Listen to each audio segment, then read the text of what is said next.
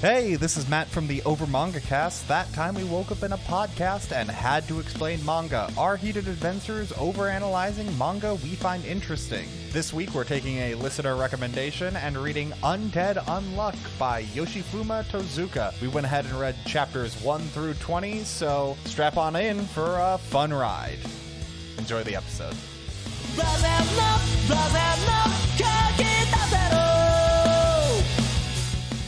Hello everyone and welcome back to the Over Manga Cast. My name is Sam, and as always here at the top of the show, we talk about our familiarity with the franchise that we read this week.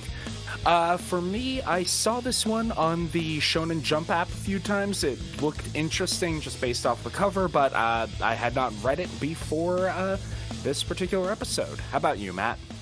I believe I picked this up when it was a new series and kept up with it going into like the second arc or so, and then I kind of fell off. So about half of the reading for me was new. All right, and Jacob. I also recall occasionally bumping into this as I'm scrolling through the various Shonen Jump titles. Kind of blended into the background for me, honestly. Yeah, but we are checking it out now by listener recommendation, which, always a good idea. You want us to read something? Send us an email, drop us a note, or, just yell at us on Twitter. I don't know. Eventually, your words will reach us and we will read manga about it. We open up this particular tale with a young girl finishing a shoujo romance manga, her favorite manga, and now that she has completed it, it is time for her to complete her own life by jumping in front of a train. This opening scene, I remember clearly because this was in the same era as when Sakamoto Days did the whole, they've canceled our favorite manga, so now we're going to rob this bank. Or we're going to hijack this bus. Yeah, it's a hostage situation. It's just a good, my favorite manga series is over. Time to die. Oh. That's why Oda keeps stretching out the end of One Piece. He knows what's going to happen when it's over. Oh, God. But a bunch of good Samaritans try to talk her down off the ledge. Unfortunately, page turn. There's a whole crowd when there was nobody there before. Well, because presumably she's reading the last volume of the manga while dangling off the edge. Mm-hmm. And crowd there. Some good Samaritans trying to talk her down off the ledge, approach, maybe try to grab her, but no, she's got a knife, and she's like, all I wanted was to live a happy life and have a whirlwind romance, but with this body, that will never happen. Lady, you're quite attractive. I don't know what you're talking about. No, I'm going to phrase it like this continuously until something insane happens to make my supernatural power come to light. Yeah, she frames it as she has a terrible contagious disease, which not technically completely untrue, but it's definitely not untrue. We haven't met them yet. Yeah, exactly. But I think we. Oh wait, no, we did. We did. It's Untruth is that character's name, but yeah, but we haven't met him yet. Yeah. We'll get to him. There is a character named that. I was unaware when making that joke. One shirtless buff man brazenly walks out of the crowd and into her knife. And play, really. It really is. He is completely unperturbed by knife in gut, grabs her by the face and says, all right, cool, transmitted by touch, super deadly disease. Now how am I gonna die? Wait, no, it's not a disease. I already stabbed you. Why are you still alive? Oh, crap, now it's happening. And it's here where we learn our main character's unfortunate superpower. If she has skin-to-skin contact with another human being, they suffer a terrible stroke of fortune that results in severe injury, usually death, as highlighted by the bit of bridge he's standing on collapsing to dump him in front of oncoming train. Quickly becomes but a mere smudge on the front of the train. She's lamenting the fact that she's caused another death when his head rolls over and congratulating her on her clever way of keeping other people from getting affected by her thing. As he is regenerating, very happy to have run into this person with some sort of strange superpower. He is also buck-ass naked. This will continue to be a trend. That is just his standard state. And by buck-ass naked, we mean my man is buff in the buff and has a sensor bar the size of a small child between his legs. It's continually concerning. Yes. It is literally like a foot by 2 foot. Like, yeah. Big fucking sensor bar. She declares him a zombie. He takes great offense to this. Declares that he's not a zombie. He's not some rotting sack of meat. He is undead. How is this another series involving undead characters and a guy who cannot keep his pants on? Surprisingly common. I'm Really? starting to sense some themes on the Over Manga Cast, and they worry me. It's really concerning that so much zombie fiction has fully clothed zombies, because seriously, first thing to fall off. But we get a true explanation of our main character, Fukuo's awful power, told in a flashback because her parents were going on a business trip. There was much hugging and farewells as they went on their way. And then immediately the plane crashed, killing everybody and her on board, including her parents. Yeah, because presumably she gave them the biggest, longest hug because this was the first time they'd be away from her for so long. Mm-hmm. And I guess very conveniently, that's also when her powers activated. But also not, because apparently her powers affected her grandfather earlier. So it's unclear. She's unsure if it affected her grandfather because... And we definitely haven't met Unclear yet. God damn it. Well, there is Unseen, but... I guess that would be the opposite of Unclear, wouldn't it? Undead man immediately is like, okay, cool. So if I just grab your skin, then something bad will happen and it'll probably kill me. All right, I'm going to grope your tits and all right, where's the Unluck smash banana crate from the sky? He's going to grab the largest amount of skin he can. Mm-hmm. It's all about surface area. I mean, we're making a joke, but that's legitimately his motivation. Yeah, so that's kind of like... Mm-hmm. Honestly, the way it seems with him is his first and primary concern is exactly what he's stating, but he's not displeased by the fact that technically the most efficient way of doing it is something else. Yeah. Like he seems to be more than simply okay with it. He's practical, but he's still got warm blood, so to say. Well, I mean, with the size of that sensor bar, I would think so, yes. This is like Shonen Jump, like distilled. We got to get a banana peel gag because that's the comedy we're working with. Yeah, this is... Note that I'm laughing when I say that because it is funny. Very slapstick, like ecchi comedy. I wouldn't even go ecchi is the thing. Like it literally is just that one gag, which isn't even the only gag. Honestly, the main gag is Undead has like weird superpowers based on his regeneration. Like we find out he can essentially fly by cutting off his legs and shooting forward. Yeah, regrowing them so fast it propels him forward somehow. Which is a running theme in this with how powers work. Like, yeah, his regeneration powers seem to... They do the plot needs them to. Yeah. Everybody's power seems to do what the plot needs it to, which considering the main character has unluck, you know what, fine. It's funny. It does what it needs to. Yeah, no, I mean, like, we're razzing, but it works. It's one of those ones where, like, if you're going to scrutinize it, it falls apart, but it's not built for that. That's sort of like the same thing with, like, the ecchi aspects of it. Like, it is ecchi, but, like, it's not distasteful. Like, it knows what it is, you know what it is, and if you got a problem with it, then you shouldn't be reading it. Then it's not like it hides it or anything. Yeah, it's got a very strict rule system right up until those rules would get in the way of a bonkers action scene, and then, well, we can bend them a little bit. Or gag. Or a gag, yeah. He is subjected to her unluck from that, and it's a big attack, too. But unfortunately... what happens is they are assaulted by some men in black, one of which has a katana, which is really cool. And another is a giant robot. So, wait, no, hold on. The giant robot doesn't show up yet. Yeah, the giant robot comes a little later. Yeah, the other thing that's sort of important in the shenanigans is this sort of like builds into Unlucky's character of she's not been able to go to a barber, so her hair is absurdly long, And the thing with Unluck is, like, he's got this way about him where it's like, there's a level of him not caring about a lot of things because of his like he's functionally immortal, so like he doesn't have to care about the consequences of his actions as long as those consequences fall on his own head.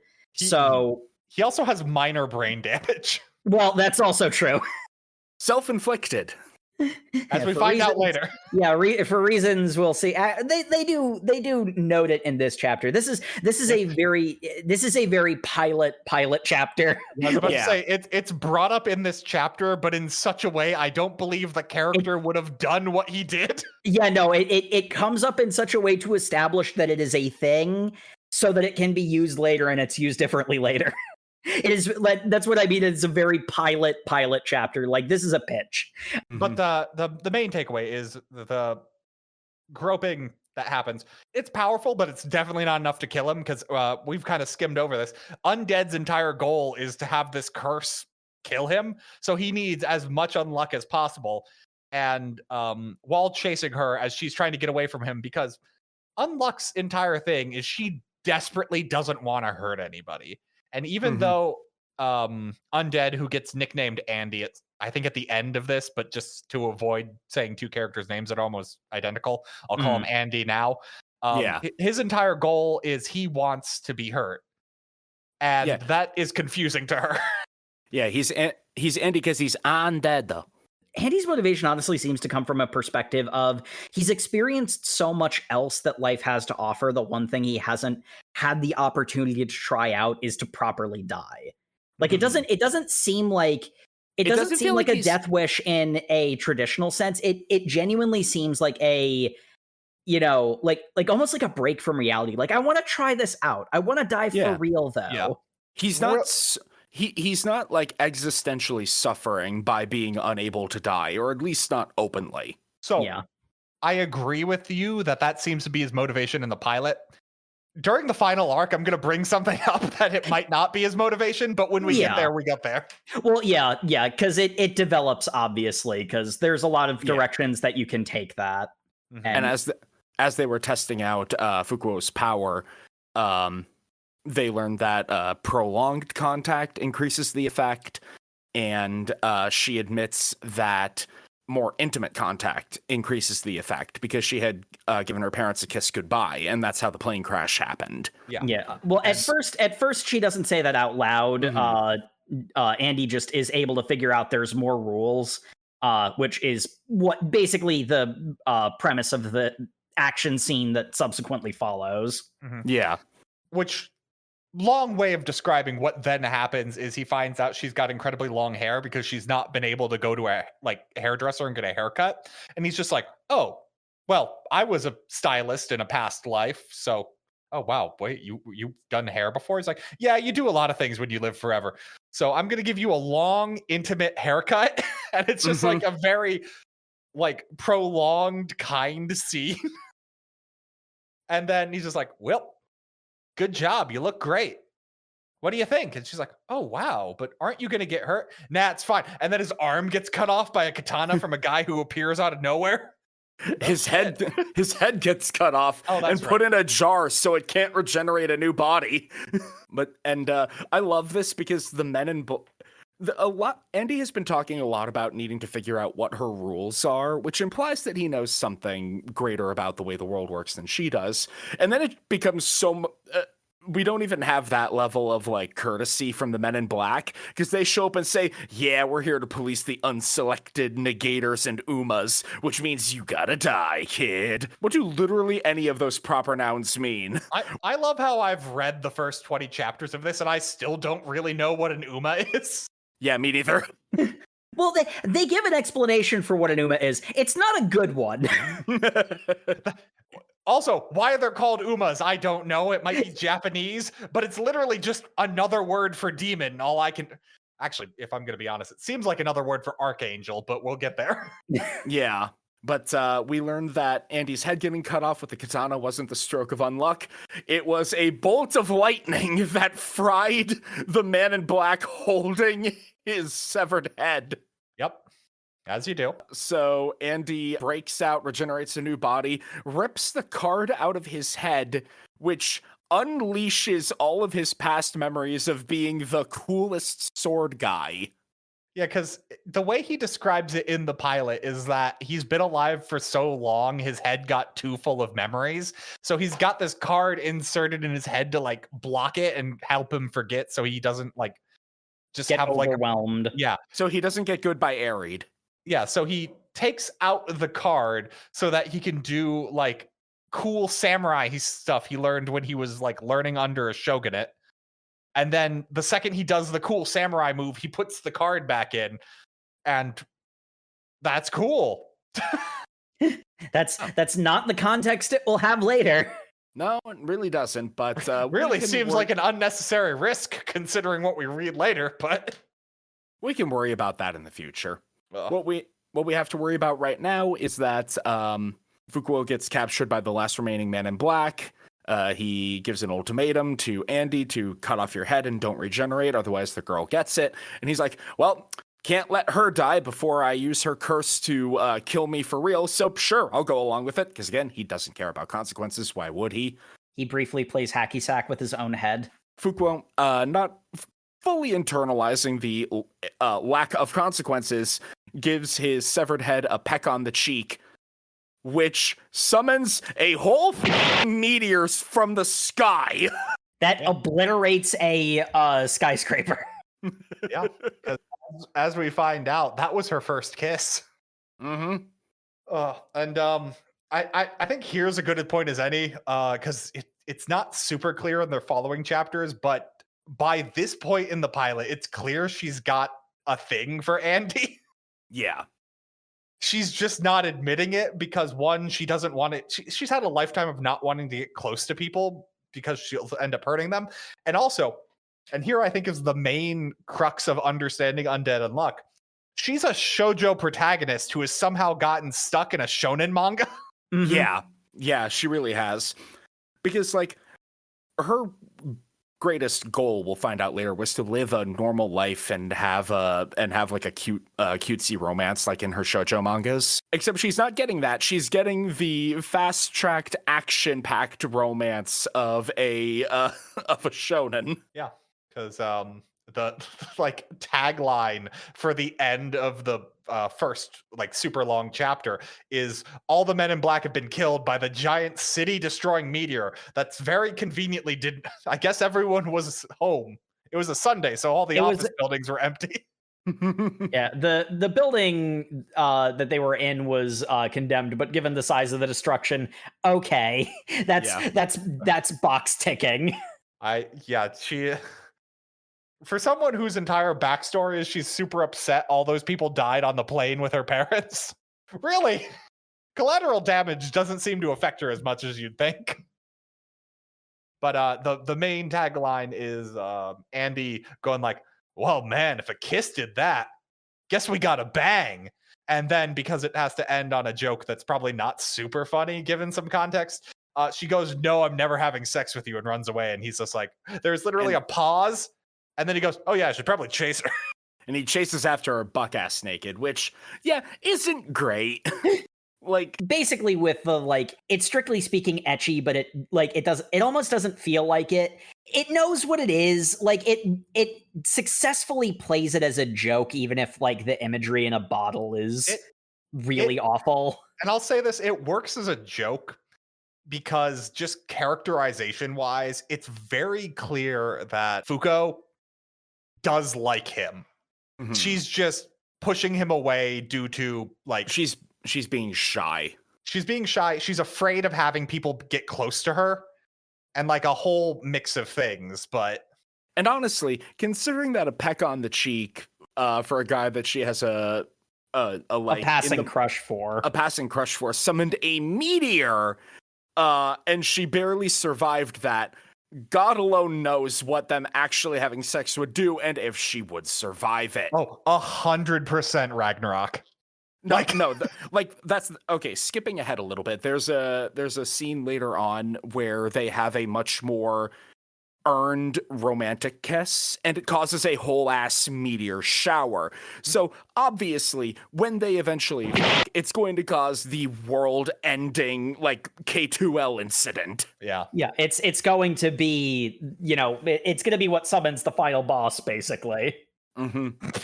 Or the final boss fight will be ongoing, and they're going to be like, well, only one way to end this. This is the only way we can defeat the evil book that's putting us on these weird JRPG quests. Quick, take off your pants. 100%. The way this turns into a shoujo manga that keeps having shonen parts interrupt it unwantedly, like 100% the final boss is going to be, and I am your ultimate shonen antagonist, and they're like, my god, there's only one way we can defeat the evil king of evil. Quick, let's go to a love hotel. Put on some Barry Manilow. And then the rest of the chapter is just like, I've loved you for so long. Allow us to become one. I love you too, Andy. Let's get it on. And then the world ends. Destroyed. That's the final chapter. But God. Plot predictions early. Yeah, honestly, it's legitimately plausible. Oh, but as we established, by me not remembering two fights instead of one, they are quickly tracked down by some men in black, who then decide to exposition that they are the two captains of a group called the Union, and the threat level of Undead Unluck both moved up to 8 out of 10, making them top priority for the organization, which it's not come up again. It is a lore dump that actually seems incompatible with a lore dump we get later, but it's fine. Also, the men in black in this case are a robot and Sun Wukong.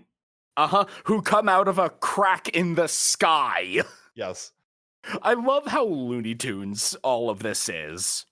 It's almost like it's purposely like hyper shonen. Mm-hmm.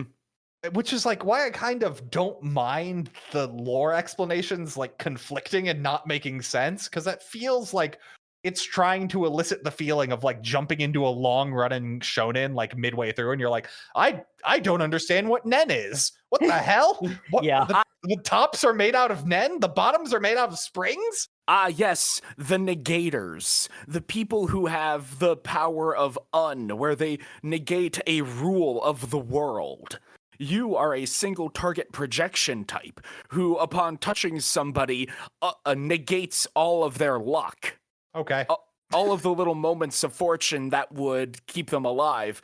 I am a continuous internal type, undead, meaning that I negate the rule of death on myself. Sure. Yeah, and I mean, like there's a strong sense of like. It becomes very stand battle.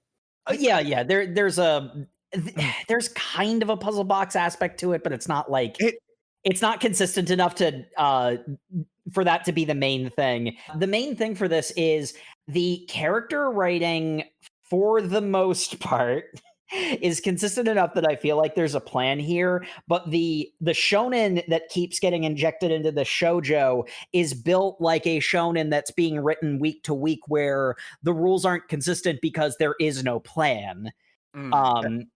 And like, Sam, I like that you bring up JoJo's, because that is exactly what this feels like. But like JoJo's does, this is some crazy nonsense because the action panels look cool.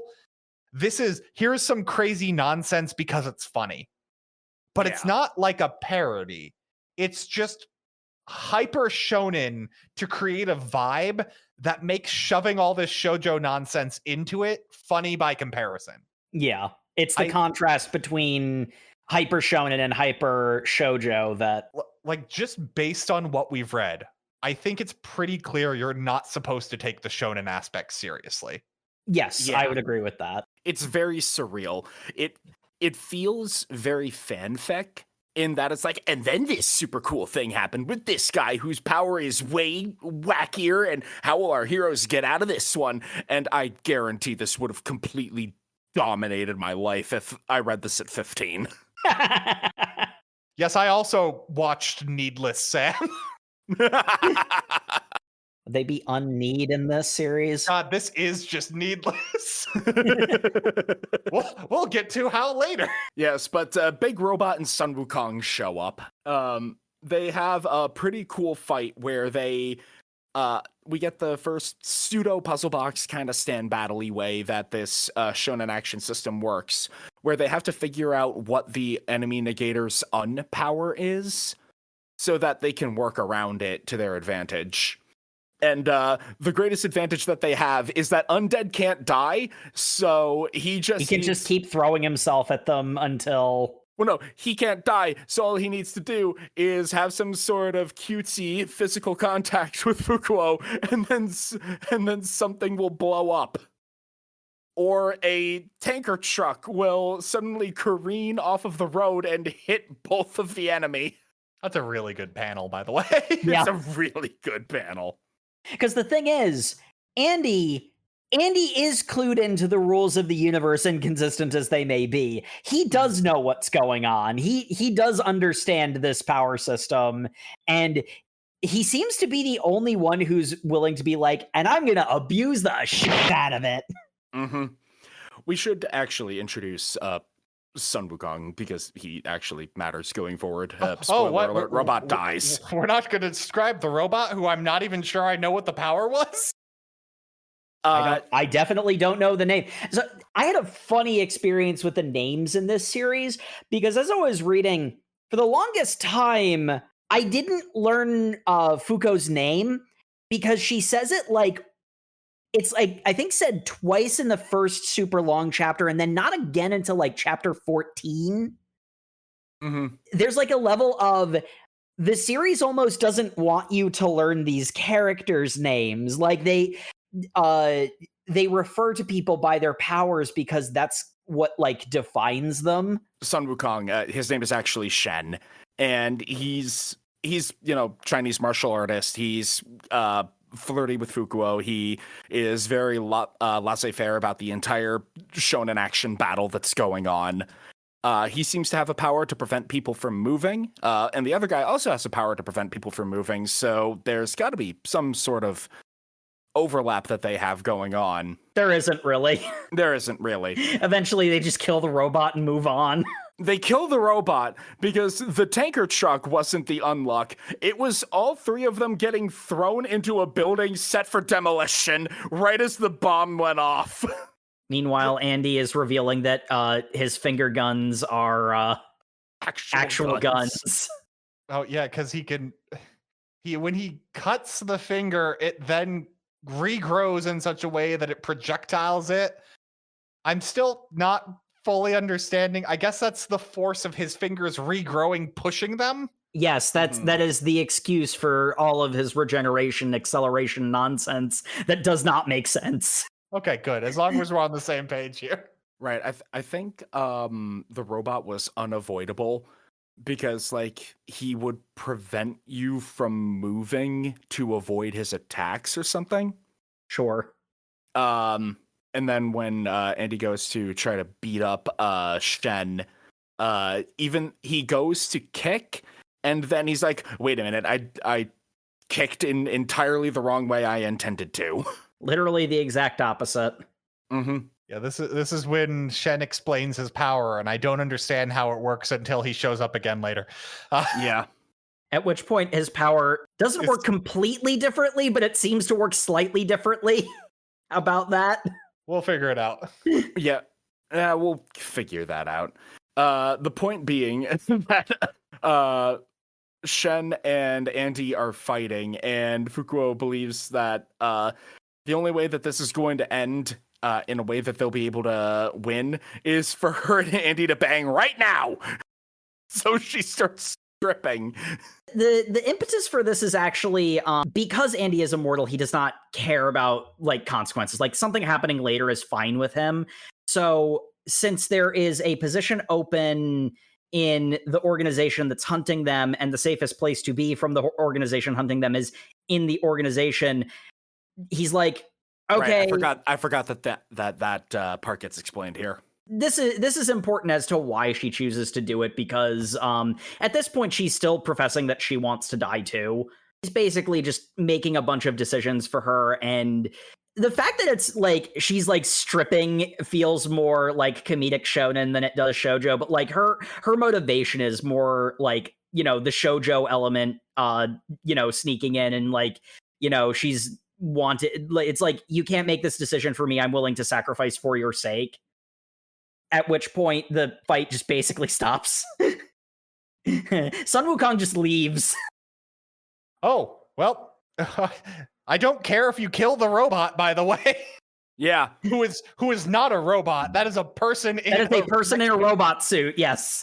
But no one cares if anyone dies is a running theme. So Shen is like, all right, well, the only way you're going to not get hunted by the Union is to join the Union, and I don't feel like dying, so I'm going to peace out. And I know that you two will only go together anywhere, so I'm going to give you a tip on where another one of the roundtable members is going to be. GL, HF, bye! So I guess we're going to Russia now. Andy has a yacht. They go on the yacht. I love the running gag of Andy just having everything in like caches across the world, because he's been alive for hundreds of years. Of course, he's just like got stuff stashed places. He talks about how he had a helicopter, and we could have gone to New York in that, but it's much more fun to have a road trip in a truck, right? Well, they end up getting attacked by fighter jets. I made the mistake of trying to identify their. I knew you would do that. Yeah, Jacob, I'm surprised you aren't mentioning that those fighter jets appeared to just hover in place as they attacked. Well, they seem to be based off of F-35s, which can do that, but like they're definitely not Fat Amy, because they're twin engine for a start, and they've got this weird thing on the back. And look, I think you're really overthinking the fighter jets on this one, considering the way that they defeat it is by having so stupid. A giant satellite that is also a huge revolver shoots their boat in half. So Andy gives Fuuko mouth to mouth, which triggers a great spat of unluck, which causes an undersea volcano to erupt that blasts them into the air, so he can samurai sword the cockpit open so they can take the jet. I think that's the series of events. It's not super clear. No, it isn't. But we end up at Lake Baikal or Baikal, I think it is. Baikal, yeah. Baikal in Russia. And Andy's like, cool. Anyway, enjoy the sightseeing. This is one of the natural wonders of the world. I'm going to go find my war buddies. One of them has a restaurant. We're going to get some beef stroganoff once I make the reservations. I'll find you later. Have fun. Wait. Meanwhile, Fuuko is just, why are you leaving me here alone in a foreign country? Wait, Andy, why do you have Russian war buddies? What war did you fight in? Yes. What side were you on? Yes. I like to think that he was killing Nazis. Probably. And hopefully not any of the other wars Russia's been involved in. Especially not the pogroms, which, as we find out, was probably the pogroms. Yeah. That is almost certainly not how you pronounce that word, by the way. It's the only way I know how to pronounce it. Meanwhile, we meet a weed painting, and she's got the cute anime girl fang, so obviously a character. Yes. We have the most shoujo part of this, and also the most, oh hey, I wonder who the villain is. It's like all the cues of like the shoujo aspect are, this is gonna be a supporting character getting the main couple together. All of the shonen cues are, well, this is the next boss.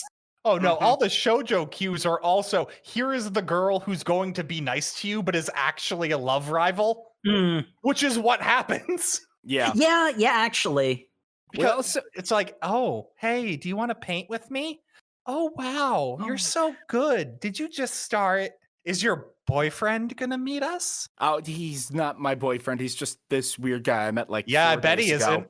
Little Lucky. Why are you calling me that? Because you have good luck on your cap? Right. Yeah, that's totally why. Anyway, Yeah, I decided to paint the moon and the lake. Oh, hey, that's lovely. Why did you put all those little sparkles in the sky around the moon? Well, because there's nothing else in the sky other than the sun and the moon. I freaking love whenever that line gets brought up in any sort of media, as if that's how you teach people things. It's just like, yes, we have learned from the day of old that the sky is completely empty of anything else other than the moon. And I'm like, you don't teach null information. Like, No. because she's adding something. Like, this is a less Mhm. clumsy way of doing that. yeah. It's the better version of that. I will say this manga did not deserve its payoff for this to be like essentially its version of what the fuck's a Nazi. Like, Yeah, seriously. it just has weird world building it decides to shove in here, and we're like, oh, but it's given like the gravitas of like, oh, the stars don't exist in this universe. Wow. What do you mean there's no stars? There's a moment later where a character says, what day of the week is it? And another character says, what do you mean day of the week? I have no idea what that means. That brings up so many questions, but we'll get to it. But the friendly weeb girl that she ran into on the beach, they talk a little bit of philosophy. It's like, do you like things that change or things that stay the same? I like things that stay the same. And that's why I like painting, because you can capture the changing world in an unchanging moment. Oh, well, I thought I liked things that didn't change, but then I met this guy, and he taught me that despite my negative outlook on life, things can change for me, and maybe I can live when I thought I couldn't, and I guess I really have an appreciation for things that can change now. Oh, that's sweet. I disagree, but you know what? I'm gonna hold those words close to heart after I kill you with my giant floating water fortress. I'm sorry, what was that last part? Oh, she's the boss. Suddenly costume change. The costume change is so abrupt. Yeah, because this girl who has been talking about how cute Japanese schoolgirl uniforms are, and that's what she's modeled her outfit after. And I guess presumably it doesn't matter what she was. I thought she was trying to pretend to be Russian, but I realized that doesn't actually make any sense because Unlucky doesn't have any context of what life is like outside of Japan. Yeah. So why would she know? Why would it matter? Yeah. Like, we have another ball-in shot of our villain, Gina, walking down from the floating island of solidified water that she's plucked out of the lake. And the water is pouring down invisible stairs as she descends, declaring that she is here to defeat and capture her Deddy Dearest and Lil Lucky. Happens. I love Deddy Dearest. That's such a good... It's so dumb. hey, It's so dumb in the right way. Whenever you're an author and you're like, hey, how do I need to convey that this character has daddy issues? I know. in the most aggressive way humanly possible. Oh yeah, I remember you, Gina. You're the one who captured me 50 years ago and then put me through 10 years of torturous experiments. Like we're reading Anjin or something, but we're not we're not serious enough to go through the psychological implications of that. Wait, what do you mean she captured you 50 years ago? She looks to be my age. I'm 16. She's 66. No, I'm not. I love that 66 is the age they picked for an unreasonably old woman. Yeah. We'll talk about that at the end, but just remember this character is 66. And they've apparently got de-aging technology at the Union. I don't know if that's true. I think he was. She might have been lying about that, or yeah. I think that was just Andy misremembering, because as we find, because what she claims is that she's using her unchanged power to keep her body completely pristine and her ass has not sagged a day, unlike what's going to happen to that girl with her giant tits, because obviously that's how we have to talk about women in a shonen manga. Yeah. And there it is. Yeah, not wrong. Also, it is very shoujo to just have them be very... She is just catty at each other. Yeah. They're not even at each other. She's only catty one way at the girl she thinks stole her boyfriend. But we find out Andy was never super interested in her, and Unlucky doesn't think Andy's her boyfriend. So we get my favorite way that Andy uses his powers to reveal another negator's powers by putting a grenade in his mouth, cutting his head off, launching his head in the air, growing a new body, swallowing the grenade, and exploding to shower them in blood, revealing the shape of Gina's Unchange power. That is to say, she uses Unchange to solidify the air into an impenetrable bubble shield and grasping hands. She has a stand. Her power is that she has a stand. Yeah, Yes. her power, the rule seems to be she's making the air unchange. But then I'm not sure why that has to happen in the form of hands. Me neither. But we also learned that after Fukuo grabbed Andy's descending severed head and he regrew a new body, he did that in such a way that his torso is now through her shirt, meaning her tits are pressed against his back. So he can charge up some great unluck. Mm-hmm. And this is when we get the whole thing between, what are you doing seducing my man? I'm not seducing him. He's doing this on his own. Well, at least you're just going to age and be worthless. And then Andy's got the great line of just like, well, her body's not unchanging. You can tell her ass is sagging. Yeah. And she's just like, oh no. Oh no, you didn't. Because Andy's got no filter. Nope. Not a single one. Well, when consequences don't mean anything to you. Because essentially he's just like, yeah, she only looks young because she cakes on makeup and then probably uses her power on the makeup. By the way, her power only affects objects because living things is probably a condition of her power. Andy's really good at just guessing what a power is and that being the same thing as knowing.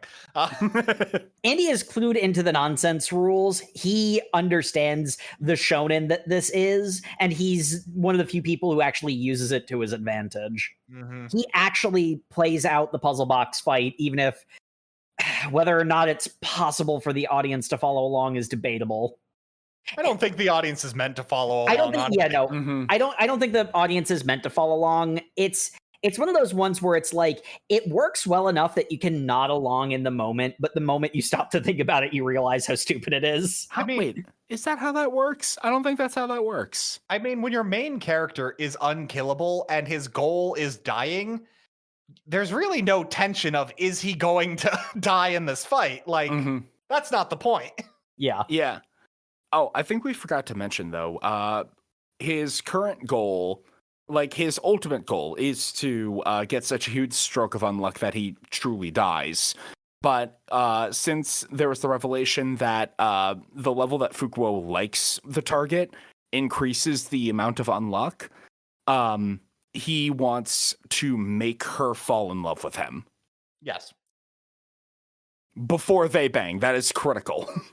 Yeah, because if he just forced himself on her, she would hate him forever, and it actually wouldn't be very powerful. Yeah, that's how that works. Yep. Anyway, there's a UFO now. Yeah, because this entire time, have we named this character? What is her name? Gina. Gina. Gina's been there on a mission. Gina has been not even paying attention to the fight, really. She's been mostly still searching the lake for the Uma thereafter, I believe. Yes. Which is not the UFO, correct? The UFO is a scanning device to find the Uma. And what she's doing is she's like picking up sections of lake so that it can be scanned whilst it's not moving. Yeah, and it also shoots Andy in the dick. It does. It's very funny. Directly in the dick. There's a lot to analyze there. Look at the size of that sensor bar. Every single one of those laser beams hit me right in the dick. We know that light can pass through the unchanged barrier. It only stops physical particles. So, and she needs to be able to have like a portion of it that isn't set to unchanged so she can walk, which means there's a part of it under her feet that is open. So what we're going to do is we're going to put my unbreakable sword that we haven't mentioned yet, lever it under the orb, have Fukuo like ground pound it like a Mario character, and then yeet Andy's head through the orb after charging up a huge amount of unluck by rubbing her tits all over his back. Which has been happening for the fight, so really. Yeah. And since light can pass through the barrier, when the unluck causes the UFO to lose all control from the Union and fire the super mega laser death beam, of course has. That it, of course, has. It completely fries Gina. Yeah, I was about to say, this is also when Andy starts to have his idea, like, well, we need to find wherever the source of your unluck is going to be, and it's going to be from, like, the most obvious place. And if we make it so I am protected by her barrier, the unluck will need to be something that can go through her barrier to hit me, which could only be the laser from the UFO. And I'm like, yeah, sure, that string of sentences you said is the conclusion that is correct, because you are the main character. Whatever. It is logic that you can follow after it has already been explained to you. Man, writing mysteries is really easy when you just don't tell the reader certain information and reveal it at the end. In case you want to know why I didn't like the second Knives Out movie. But Fuuko was really sad to see Gina dying, because they had their fun little lake painting adventure. And she's like, no, Andy, don't shoot her to death. And he's like, she's dying anyway. I was just putting her out of her misery. Yeah, she also goes, no, that's fine. I came out here to die anyway, for it was my time, at the ripe old age of 66. The time all women naturally die. I also hated working for the Union, because I was just doing the missions to stay alive, as if negators are like some sort of... negators are like hunted down as... She keeps talking about quotas is the big thing. And like, it's super weird. How she phrases everything, and then the lore dump we get about how the organization work don't feel like they're from the same point of view at all either. Like, she's talking like it's some kind of weird, like, government organizations. Like, you gotta keep up with your quotas. Otherwise, you're gonna be like disposed of by the Men in Black. And then immediately after, we learn that it's an RPG quest. It's a MMORPG dailies, yeah. It's magic. It's just magic. Like, so I think, okay, this is one of those ones where it's like the more you think about it, the less it makes sense. So I don't want to overanalyze the title of our podcast. I'm going to overanalyze this in spite of the fact that it's stupid. I'm pretty sure they are allowed, like, because, like, given the rules that we're about to get into, I'm pretty sure there's nothing that says that they can't just collect magic independently of the quest lines, because there's a whole thing about, like, the members of the organization are ranked based off of what they do. So it's like, there are the quest lines, and then there's also, like, stuff that they do independently to make the quests easier. Yeah.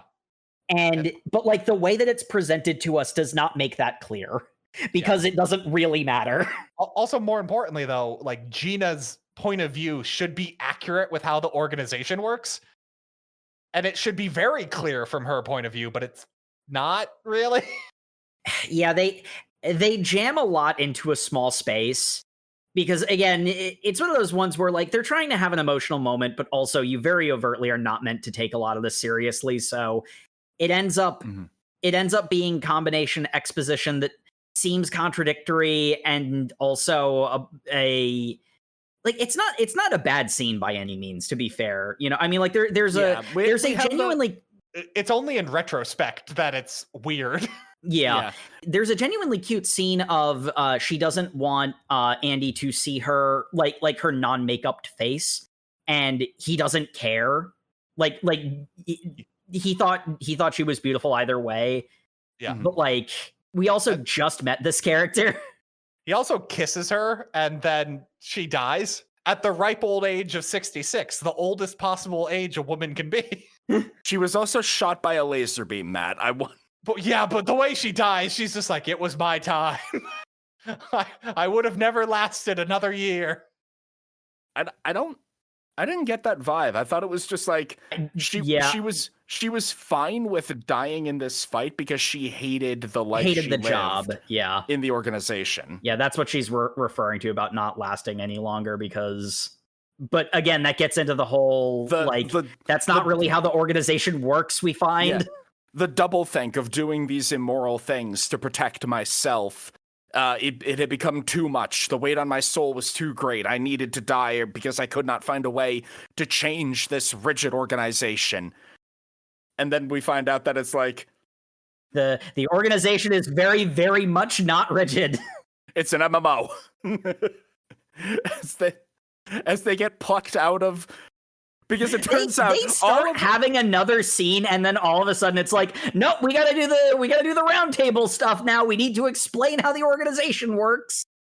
Because all of Andy's Russian war vet buddies are dead, so they went to a different restaurant. But before they can even have their first shot of vodka, they're plucked through a magic portal into the round table room. And Shen is so excited to see them. I love it. I do love that they have their shots of vodka with them when they're teleported. Yeah. They do still get their shots. They land, shots of vodka still in hand. Andy tries to kill all the other members of the round table. It doesn't work. Establishment of quirky mini boss squad's power set, kind of. Really just the power play to get teleported in, attempt to kill everybody, then do your shots of vodka. What, we're having an office meeting? We're drinking. We have Super Sentai Lady, we have Shen, we have Businessman, we have another robot, we have a Mountain Man, we have Sonic the Hedgehog, a Shogun, we have, what's that one S-rank hero from One Punch Man? Boy Genius guy. Oh, yeah. Child Emperor. We have Child Emperor. We have Pinocchio. Is what he. Yeah, he's actually Pinocchio. Because he's a child body made out of various SCP artifacts. Because this is where we learn that the organization, instead of being the Men in Black, is actually the SCP Foundation. Now that you say it, this is just some SCP shit. It's the SCP Foundation meets the Public Safety Devil Hunters. Yeah. With a weird ranking system thrown in because of reasons. Because it's not a shonen if we don't have a weird ranking system. But I love that the ranking system is weird and esoteric to them as well. They're like, so Andy tries to kill everyone, gets shot down pretty easily because it's 1 against 8. Mm-hmm. And then they say, by the way, there's a rule that members of the council can't kill each other. And then no one seems to say, hey, Shen, was it weird that you basically just sent this guy after 2 of our members to kill them? No, that's not going to come up. We also get a weird hint to another one of the Roundtable members' powers that, in a way, I understand why it works like that, but I really don't. Number 1, we learn later her power is injustice, whatever the fuck that means. Oh my god, that's a woman? I don't know. I don't know. I thought Char Aznable. Yes, I thought they looked like Char Aznable, so I'm like, that's a very effeminate looking man. But I could see it now being Revolutionary Girl Tina just being a very masculine looking woman. They're very androgynous. Yeah, I was going to say, they're aggressively androgynous. We don't know. It's not come up yet. They got hit by ungender. Well, they probably existed before the evil of gender was introduced. Before the Uma gender was unleashed. Oh, that panel in and of itself is... It brings up so many questions. It does. It's like the mangaka read the scene from Chainsaw Man where they establish that when Chainsaw Man eats the devil of something, that thing disappears from reality, and just went, wouldn't that be cool if that happened in reverse? And here we are. Yeah. Anyway, we meet the talking book. Yes, the BBEG, I'm certain, Apocalypse. The Book of Revelations. And literally, the Book of Revelations is the code name, because this is the Book of Revelations, the first artifact found on Earth, which is the guidebook for everything bad that is happening to the world, because we find out the main villain of this manga is the Judeo-Christian god. Yes, the book reveals several quests. And They're literally called quests. yes, because this is an MMORPG. We need to capture the Uma burn in so we'll get the addition of an 11th seat of council. We need to get the Uma of Eat to find the Negator Unburn, blah, blah, blah. There's a few which in here that are weird. My favorite is neutralization of the Uma language. Reward, unification of all world languages. Oh, I see. We're Tower of Babeling it then. Yeah. Which we also were established that language itself was one of the curses put on to humanity because they failed their quota. Yeah, so language is an Uma. Oh, I think it's worth noting, by this point, we've already had established what Uma means. It's unidentified mysterious animal. Oh my god, I missed that. Okay, thank Why you. is it unidentified mysterious animal? None of these look like animals. None of them are animals. And they don't behave like animals, they behave like SCPs. They behave like archangels. We've gotten to the point that we've revealed the main antagonist is the Judeo-Christian god, and each of these act as if they are the embodiment of a law of the universe, because they kind of are. And they base it. Yeah, no, they are. They say that. And like, my existence is a penalty, but it allows humans to live richer lives because they know what it's like to lose. Oh, okay. Look upon me, be not afraid, for I am your undoing. But if all the quests are not fulfilled by August 31st, then the penalty will be the addition of Uma Galaxy. Hey, you remember how we don't have stars? We're gonna have so many stars. Yeah, the second they said Uma Galaxy, I was like, okay, so they're going to fail this month. Like, And they basically immediately accept that they're not going to complete all the quests because they require too many people to go out to each individual one, and they probably can't complete them fast enough to get it all done. So what are the ones that will most likely benefit us for the next cycle of this nonsense? Mm-hmm. At which point Andy just grabs the book and demands to know what the most difficult one is. 98 times. That is the number of times rules have been added to Earth. Sex, language, race, death, sickness. Just a handful, but these are all things that appeared without because we could not complete all the quests. Raises so many fucking questions. There literally was the concept of sex. there was no concept of sex, which is why androgynous leader seems to be like, you must have existed before.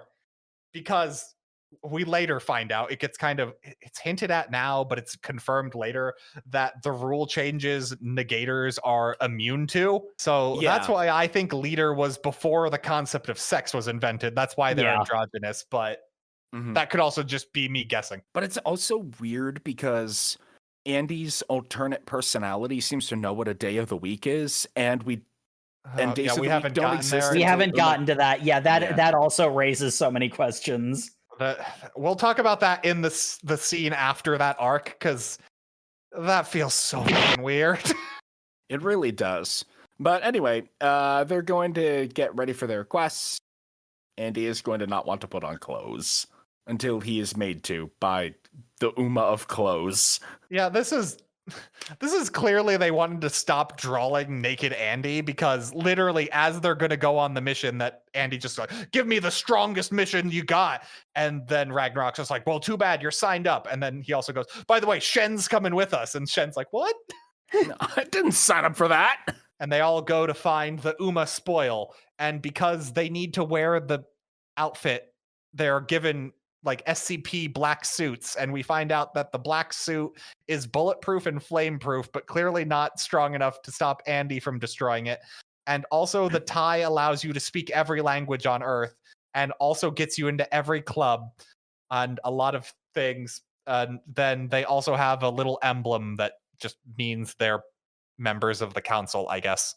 Yeah, well, it's not powerful enough to resist boiling hot magma because Andy bumps into Fuuko as he's running around trying to take his shirt off, and then a burst of magma roars out of the ground. I love how there's a cute little scene where the attendant who's helping Fuuko get dressed goes like, "Oh my, that's such a severe reaction," and Fuuko's just like, "It's not because I like him or anything. I didn't even ask you that. Don't like him. I don't like him. I'm not a pushover. I swear." I'm not falling in love with him. That's why a bump into me causes a magma eruption."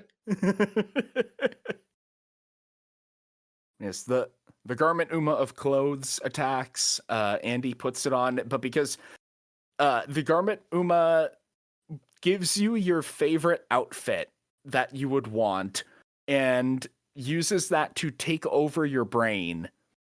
But because Andy is a man without desire, well, he's got too specific of a desire is the problem. Yeah. His desire cannot be fulfilled by an outfit, so the Uma cannot take him over, so he just has to wear the clothes now. And Fuuko calls it coffee. Yeah, I really hope after our reading that character talks again, because as is, this just seems like an excuse for he now has regenerating clothes. Yeah. Like, I'm tired of drawing him naked. There's like one point in the rest of our reading where Clothy is acknowledged as a character and says like one line of dialogue, and it doesn't even amount to anything. It's just like, "Yep, I'm still here." It feels like it's just like, hey, before he goes on this mission, he can't be naked. Okay, and then he proceeds to be naked for the majority of that mission. So, whatever. Indeed. But now that we've got everybody in their uniforms, we're going to New York to fight a zombie, I think, or something. And that's definitely how they pitch this arc to us. Then they proceed to not. They find a zombie in New York, but to find out how that's not what happens, we need a break, because holy crap, that I'm gonna have a rant about what they do. Yes, my favorite and least favorite part of this reading is about to happen, so we will talk about that after a short break.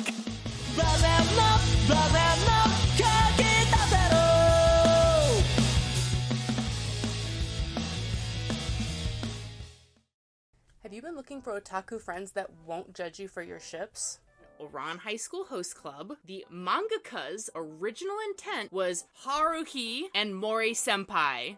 Or maybe you're just looking for someone to have a little girl talk with. He has yaoi fingers. Oh, I was it's like, he's got a big dick. Do we know that? Is that canon? Or maybe you're just looking for an honest community that gets it. Everyone who reads BL knows what Omegaverse is. No one wants to talk about it. We do fun stuff too. He's a 10, okay, but he's already married and has multiple wives. Is that Tengen? Or even if you're just looking for a safe place to be your authentic self. Like, if someone were to call me a weeb, even in a mean way, I'd be like, "Thank you so much."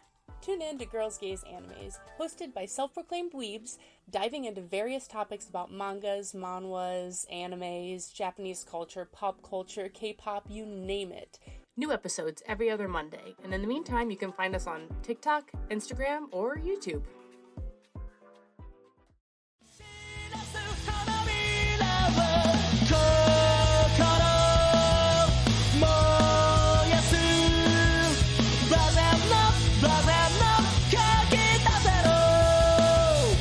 And welcome back to the show, folks, where last we left our heroes, they were going to go play a Resident Evil game. In New York, which is where the next arc takes place, right? The land where McDonald's has slightly bigger hamburgers. You can tell that it's New York because there is a zombie wearing a New York Yankees jersey in Times Square. Mm-hmm. It's about as New York as it could possibly get. That is where we are surely going to find and defeat the Uma spoil. Well, no, obviously, we need to find out where that zombie was from, and his hometown is Longing, Nevada. It's Longing, Nevada, right? Yeah. Yeah. And he is from a town where they film a bunch of old West movies because it looks so old and in the West. And I'm just wondering, why do you assume the zombie walked from his hometown? There is no reason to assume that. All the way to New York. from Nevada. And he's There's wearing- a whole... Okay, and he's there's wearing- a whole... Okay, there's a whole Mississippi River in the way, barring literally everything else. And the whole thing, they even mentioned, you believe he walked over 3,000 kilometers? And I'm like, yes, that's an insane thing to think, right? But more importantly, he was a zombie wearing a New York Yankees jersey. So clearly... Clearly he was there. Yeah. So you just know he turned into a zombie while wearing a New York Yankees jersey. That doesn't indicate that he got infected in his hometown. There is no reason to think this. Oh no. Presumably because he was playing an extra in this movie who just really liked the Yankees. Oh no. I think this manga thinks it's being more clever than it is. Oh, was his dream to see a Yankees game? And his dream might have been either to see or play in a Yankees game, and the second he did, the timer ran out. Man, that's so stupid. It's okay, Jacob. We'll talk about why that rule's stupid. But again, we're gonna reiterate. I don't think we're mocking the manga for this because we're pretty sure you're not supposed to take the rules seriously. Like that stupid revelation. I'm laughing with it, but like, really. The rules are there to facilitate the dumb action, and it's great for that. Regardless, your first step should not be there is a zombie in New York City. Quick, find out where his hometown is. That clearly must be where we start and finish looking. Like, it's the fact that they're right. Yeah. Because it does very rapidly become Resident Evil, and he pulls out an RPG and blows a hole in a wall that they apparently constructed around a town and a moat, I think. Yeah, we also get Shen being immune to the suffering of people because he's just like, yeah, I sent a bunch of our lower level employees to go check it out. None of them came back alive. What? Yeah, no, we have a recording of it. Let's listen. Every single scout we sent died. They built a giant, like 4-story wall in a day and all died. Was the circular oxbow lake there before, or did they also dig a moat? Because the shape of this town does not make sense. I love the recording because it's just like, oh god, zombies! Oh, please, somebody save me! Okay, it also brings up something that was kind of a thought that I had during their meeting, but like the fact that they bring it up here again is one of those ones where it's like, okay, I know I'm not supposed to take it seriously, but I don't know how clever the manga thinks it is, like independently of that, because I will say this arc in particular is where I started doubting my theory that you're not supposed to take the rules seriously, because here's my thought. One of them is like, hey, we're not supposed to touch them, let alone fight them. What are you talking about? They're zombies and attacking us. I'm going to defend myself. So, like, what's stopping them from, like obviously, they have to complete the quests or whatever. And, like, so it's like a certain number of people have to be responsible for, like, the quest specifically. But, like, they'd have such an easier time if they just went to the unmakers or the unpeople, whatever. The negators. The negators. If they just went to negators and, like, we're like, hey, you have this really crazy power. Let me explain to you what's going on instead of hunting them like animals and making enemies of them. It feels like so many of their problems would be solved. It almost feels like that plot line was developed for the pilot and then they had to run with it because it doesn't make sense. But no, they can only have so many members on the round table. That's why they. But they're clearly allowed to collect Umas and keep them in boxes. Otherwise, what the fuck do the points matter for?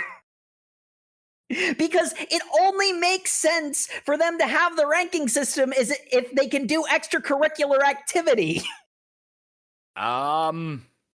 Shut up. Because part of the rewards are like knowing the location of Umas and their like it does kind of seemingly imply that there is an Uma for every negator, by the way. Like, because we get a negator for every Uma, probably.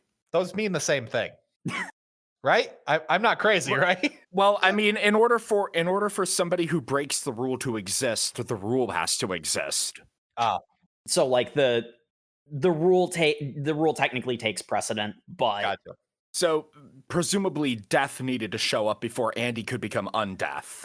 And how we find out that the Uma for burning is on the loose, and then they get rewarded with the location of unburn. I don't even know what unburn's power would be, but you know. Unburn's power is whatever the plot needs it to be. Thermodynamics don't exist. Maybe he shoots aloe vera out of his fingertips. It could literally be anything. Maybe he's just got really kind words that make you feel better after someone roasts you. So that's natural enemy then. No, come on, buddy. You don't have a fat head. Why would you even think you got a fat head? I believe in you. You're right. Believing in people is my ultimate enemy. Yeah. I can't let people have confidence. So Andy uses a rocket launcher to blow a hole in the wall, runs over a bunch of zombies with a semi-truck, and then jumps out with a sword to use his Crimson Waxing Moon Blood Ring technique to kill a bunch of them. Yeah. Notably, he did not need to take the card out of his head to do that this time, so... Yeah. You know... The rules are whatever they need to be. He also told the zombies that if any of you are still sentient enough to point me in the way of the guy that did this to you, then duck, so that they don't get their heads chopped off by his spin move. Engaging in spin to win tactics. Which is also how we find out that the world's most intelligent or just probably psychic school teacher. Yeah, she has got an ironclad will for a preschool teacher. Yep. She does deal with small children as her day job. Also, really conveniently, that all the plot coupons happen to be 5 feet within the wall they built. Yeah. Mm-hmm. Because Uma spoils power, consumes the entire town, except for the 5 feet of no man's land to the wall. Well, because the truck is inside. The truck is inside of the wall. I think it's implied they are infected. They just don't check themselves. No, they do check themselves. Well, that's just then. Yeah. Yeah, because Andy develops a counting down timer tattoo on his stomach for being inside of the wall, and when it reaches 0, he starts rotting. Shen and Fuuko, being still in the cab of the truck, just inside the wall, but not in the town, do not have the timer on their tummies. You know what? Flipping through this, you know what I think it is? The implication from all the dialogue and the way that the characters talk about it, it's implied that they check, but it doesn't actually show them checking, because I think the first time they look is when they're confirming that it's there after they cross the threshold. Yeah, because we see both Shen and Fuuko lift up their shirts still on the truck. So. I will say the one thing I really appreciate of this arc is Fuuko decides after checking her stomach for a mark to just go full midriff this entire arc, and good for her. Really, just yeah, good look. But it's here where we learn the zombie preschool teacher who will point them in the direction of the bad guy, what her one condition to reveal this information is. She wants to get walked down the aisle by a handsome man. And here we have Mr. Andy, the handsomest man. He's a pretty handsome man as far as you go. Shen is also here, but Shen is not willing to marry a corpse. He's also not willing to go into the death zone when he only has one life. I also do like that Andy asks Fuuko if she would consider it cheating to marry this corpse. And she's just like, nope, go ahead. Meanwhile, Shen over there is like, stop encouraging him. It's a bad sign when Sun Wukong is the adult in the room. Yeah, it really is. But we then cut to them in the church, and we skip the important part, which is, I assume Andy had to dress her in this elaborate wedding gown. Probably. The manga's not going to talk about it, and neither are we. There's also the strong implication that if it was directly related to her following her dream, she probably regained agency enough to dress herself.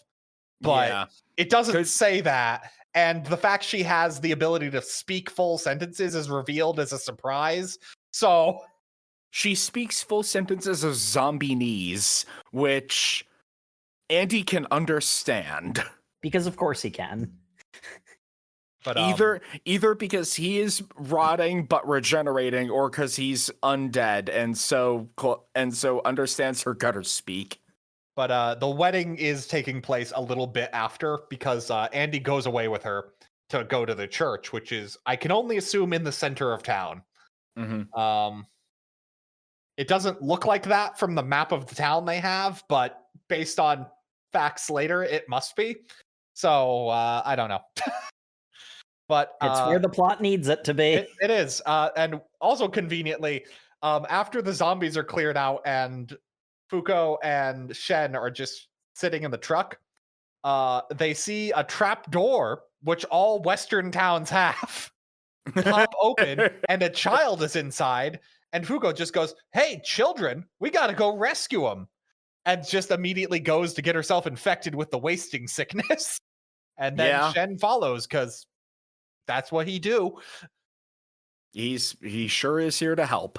And then in a great panel, a 4-year-old, he's not 4, he's probably 6. A 6-year-old kid pulls a handgun on Fuuko.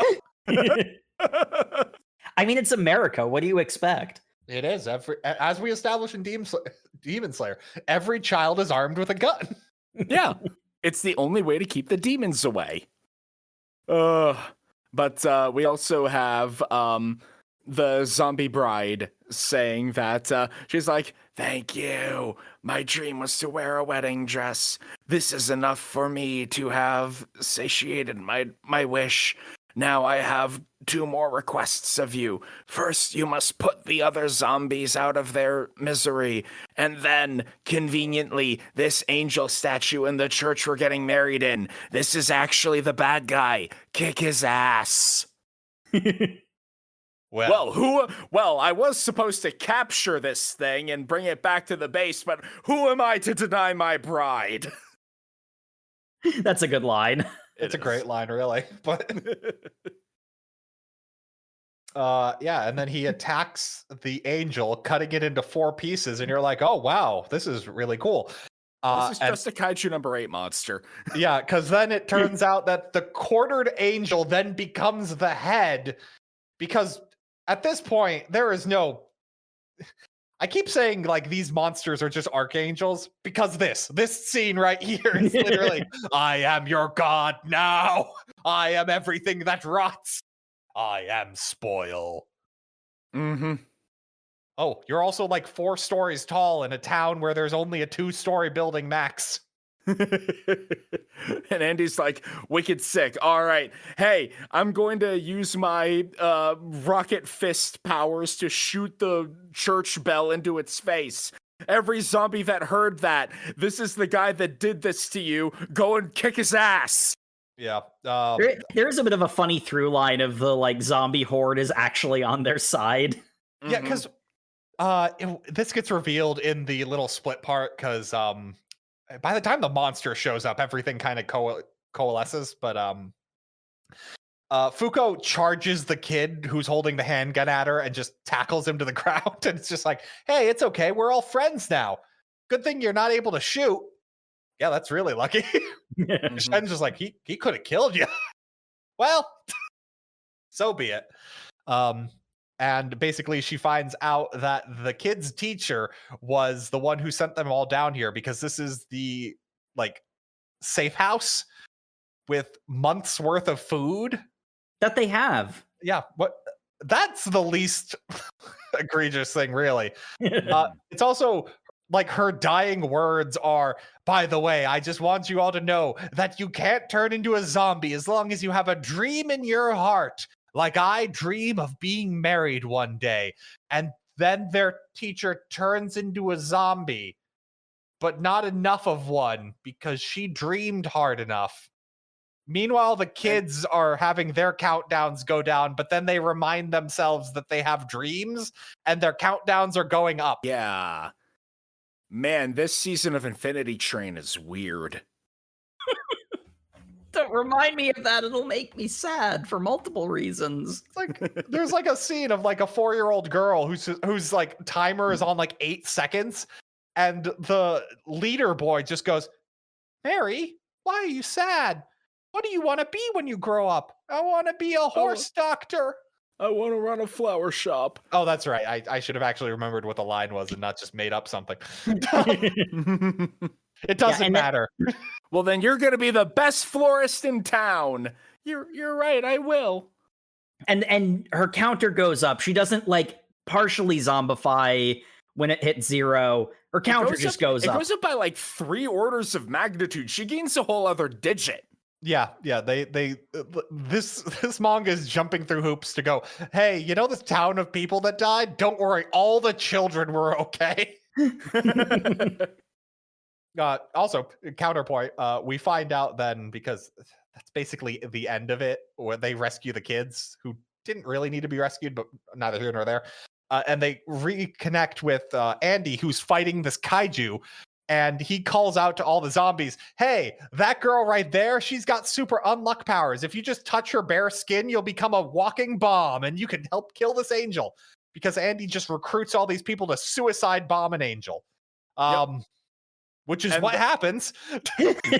And the first one who does it is the teacher. In her wedding dress, she hugs Fuuko, runs in, and causes the kaiju to trip and fall on the munitions depot that they had for the special effects in the Western movies that were filmed here. You remember that tidbit? I love the fact that he stumbles back and falls ass first onto the sharp building that cuts its way through his junk, so that you can still see it's a munitions factory that then explodes, and you're like, my God, how stable was that building?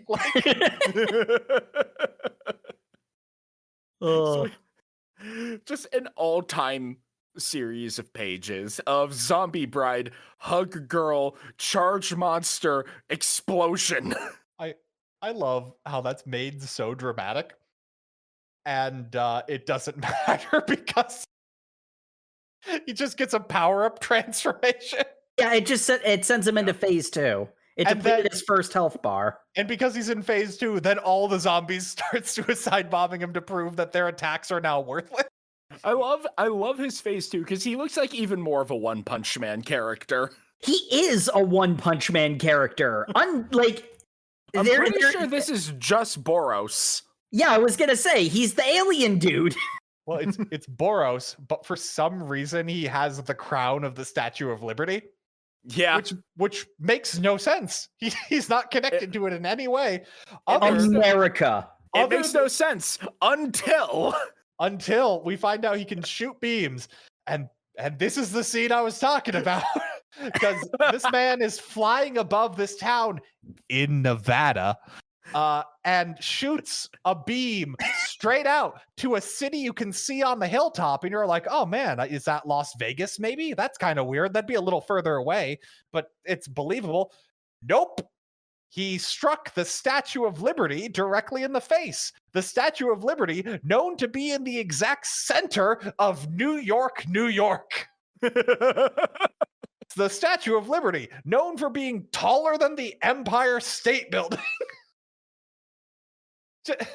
Just the idea that there's a direct line of sight from this remote town in the deserts of Nevada to New York City, a city known for being on top of a hill. Look, the Uma of the horizon hasn't been unleashed yet. Yeah. You don't get away with that. That's not how that works. Also, he was going to shoot the disintegrator beam at Shen, but then Shen used his untruth power. So it went the opposite direction. It went to the opposite of Shen, the Chinese coded character, and obviously then hit New York City. Which now that I've said that out loud, That sounds like the logic of this manga. Yes. New York City is super Chinese. Like, whatever. I guess Flushing is more Chinatown than Chinatown anymore. But that's obviously what has happened is the Uma for freedom has not been discovered yet, so America is much smaller. True. So he's got his disintegrator beams and he's got his aura of spoil. And they have a great line where Andy thinks this. Then the creature says this out loud, and then Shen also says this out loud, but not in a situation where any of them have heard the other. So they're all just saying exactly, my God, my spoiling power is slightly more powerful than your regeneration, so you will eventually die. And I'm just like, well, hold on, doesn't Andy want that? Given how his motivation works, it kind of feels like he should at the very least just kind of stand there for a little while. Which, I mean, like, it's even weirder because the end of that chapter has, like, honestly, it's for what this is, pretty well done motivation for Fuuko's character, like, moving forward. So it's weird that they never address that Andy is also a character that has a particular motivation. Yeah, because what I was expecting was Andy to say, well, I don't want to leave her alone. We're on this goal together, and I want her to kill me with her unluck. That's perfectly reasonable. Yeah. The problem is it'd be better if he said that. The romance is one-sided right now. Right. It's her having a crush on him and him liking what she can do for him physically. Wow, I didn't like that sentence when that came out. Yeah. I mean, because her dream technically doesn't even involve Andy. Her dream is to become a normal girl and live her life to the fullest. Andy's the best facilitator of that. Which, the Over Manga Cast, we always make it clear. Over Manga Cast, true love doesn't exist. Settle for someone who fits your needs. God damn it. I got Sam. That's all I need. At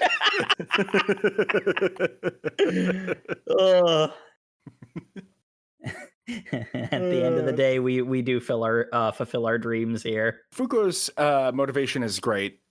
Andy, we can discern. It'd be better if he actually pointed it out.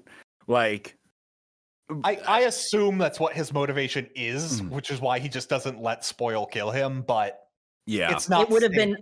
Yeah, it would have been nice if that had been verbalized for a lot of reasons, but it works for what this is. And then Sun Wukong pulls out the literal fucking Nuebo. And declares that his goal is to be the greatest in all creation. Yeah, he's Sun Wukong. Like, I'm sorry, I don't want to call him Shen. He's literally Sun Wukong. You also say literally, but you say it in the same tone we normally use to mean figuratively, but basically literally. But no, Fuuko straight up says, "Oh, you mean the thing from Journey to the West?" Yeah. Like he's just Sun Wukong. I'm sorry, I can't. I have to call him Sun Wukong from this point forward. We do have a good moment where Spoil realizes that 3 negators are fighting him, and he's like, "Oh, this is a quest. Goddamn Apocalypse getting in my way." Which also raises a lot of questions. Yes. We also get the fun scene where Andy powers up his unluck by pinching Fuuko's tummy fat for some reason. I'm not sure why that was in here. We just know that she's been having a midriff going, and then there's a surprisingly long conversation where she goes, "It's not my fault I gained a few pounds. There's just so much yummy food in America." And I'm like, "Oh, I see where this is going." But yeah, Shen, Sun. His power is untruth. The reason he's so untouchable is that anyone he sees, they do the opposite of what they intend to do. So if they intend to punch him in the face, they punch in a way that completely misses him. And the secret condition that not even he is totally aware of, as is implied by the narration box, is that he has to be fond of his target. Good thing he is a Sun Wukong, Son Goku fight goblin who is fond of every opponent he's ever scrapped with. It's also here where Shen reveals that he's always known about Andy, which didn't seem to be the case when he was introduced, but you know what? Whatever. There's a lot of stuff about this whole sequence where it's like, boy, it's weird that's it's weird that you've had that information all along. Hey, did you know Andy can turn into Goku? Oh, sorry, I spoiled something that happens in the next chapter, but oh god, this. Yeah. I hate this so much. They Nuebo Andy and Spoil into space. Because there's no air or moisture in space, so organic matter can't rot up there. Yeah, because they do the thing where, like, oh, well, spoiling happens because of bacteria. So if we go to a place where there's no bacteria, I'm like, kind of, but, like, it's just magic. Like, he is the concept of spoiling, not the concept of bacteria. So why does your science explanation work? But also, you can have anaerobic bacteria that would still kind of work in space. Oh, whatever. And Spoil doesn't even point out the things that you are, Matt. He's just like, too bad I've also got my disintegrator beam. He's like, too bad when I powered up, I just got magic powers. But to combat whatever the hell's going on right now, Sun Wukong removes the card in Andy's head that represses him, and we learn that it works very different than the pilot. Yeah. Now he turns into Victor, the man who brings victory wherever he goes. Which we also reveal that Shen is a super fanboy of. Yeah. But also, his initial talk is not super clear, but the way he reacts after is that he also knows this guy is essentially bad news and to be avoided. Uh-huh. So they do a lot of cases of Sun having like horror panels. Like his expressions will occasionally be extremely threatening. Mm-hmm. But like it's not really come to much yet other than he facilitates this sequence. Where we have my OC donut steal.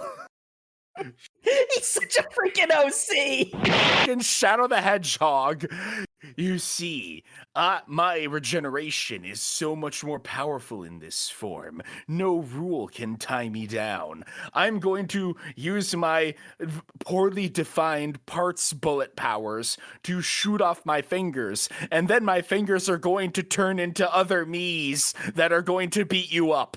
Which is not how his powers work so far, but... But you see, when he shaves his eyebrows, he becomes much more powerful and can use his power in new ways. That's how it works, he's right? Super Saiyan 3. Yes, he is. Yeah, I was about to say his hair goes from white to black, which is what you should have known all along. That. Yeah. And it becomes big Super Saiyan 3 Goku spiky. He even has the same cowlick. Yep. I mean, kind of. If Super Saiyan 3 just had a mullet, is really the thing. He defeats Spoil in one move, grabs his core, falls from space, and lands back in Nevada.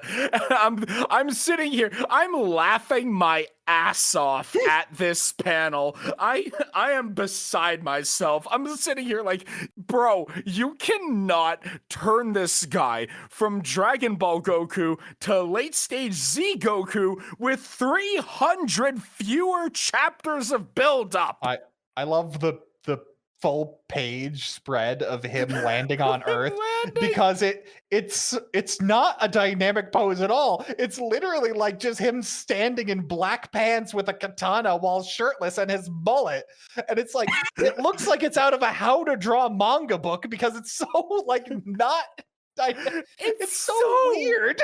It's so stupid. It put me on my ass. I was losing it at that one. He's a really cool character with a tortured backstory, and he's stronger than everybody. Also, his hair is black and spiky like my soul. So, what's today's date? It's 2020, August the... Not that, you idiot. What day of the week is it? What's a day of the week? I see.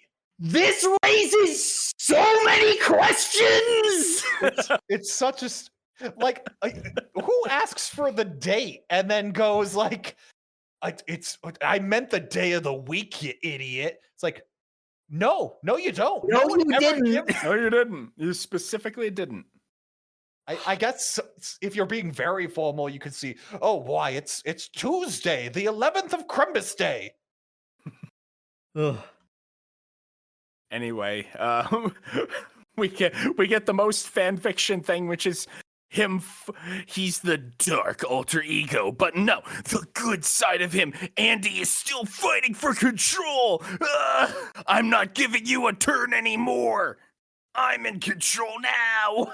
Oh, dumb. Yeah. It's Yeah, he proceeds to dumb. beat up Sun Wukong. And, yeah, he just like trounces him, and then Fuuko runs up to him, slaps him with both palms, and he is barely affected because she utterly hates this person.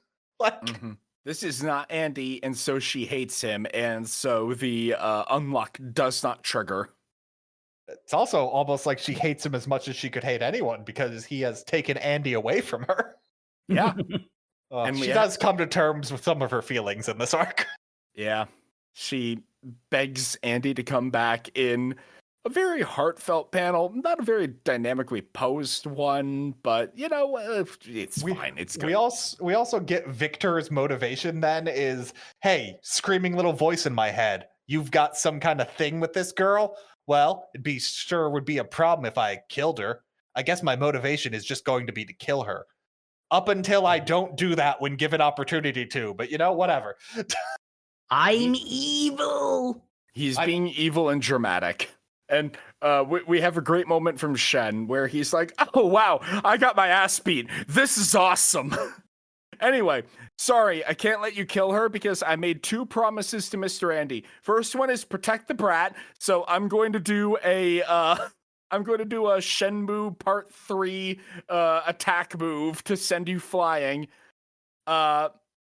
Promise number 2 is to stall you as much as possible, but I'm way too beat up, so I can't do that. Good thing everyone else is here. And then we get introduced to the other 7 main characters. Yep. Who all appear at once because none of them are strong enough to beat Victor. To beat my completely original Osei. Oh, you know what? Oh no. I was about to say the leader doesn't show up, but nope, they're right there. Yep. So I guess they were just fooling around and not really trying. Yeah, I was gonna say poignantly, leader does not use their power, which I don't understand how the leader's power works. So whatever. Why show up? I think their power is friendly fire, which doesn't work on a singular target. But I don't know. That doesn't. Whatever. It doesn't matter. What. The one cool thing that happens is that Victor tries to use. Okay, 2 cool things.